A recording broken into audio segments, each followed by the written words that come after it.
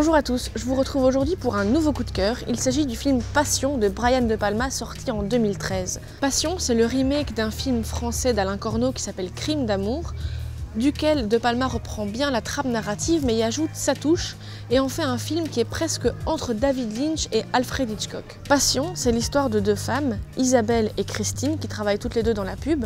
Christine est la supérieure d'Isabelle et entre les deux femmes se passe une relation assez ambiguë, à la fois de séduction, de confiance, de confidence, mais aussi d'autorité, de soumission. Isabelle est complètement fascinée par sa supérieure Christine et elle va tenter de s'immiscer dans sa vie privée par le biais de son amant Dirk. De là va naître alors un véritable malaise puisqu'il y a tout un jeu d'opposition, de ressemblance, de mensonge, mais toujours de passion entre les deux femmes.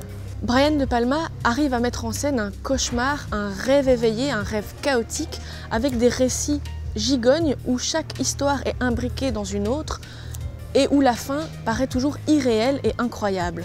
Outre le thème de la domination et de la soumission, de cette dialectique du maître et de l'esclave, De Palma aborde un thème très intéressant et tout à fait contemporain, qui est celui de l'image et de la technologie.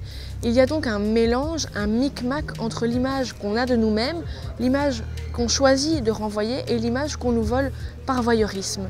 Et donc, à coup de téléphone portable, de webcam, de caméras de surveillance, se crée tout un miroir, un réseau de ces images mélangées qui forment un jeu de dupes cher à Brian De Palma.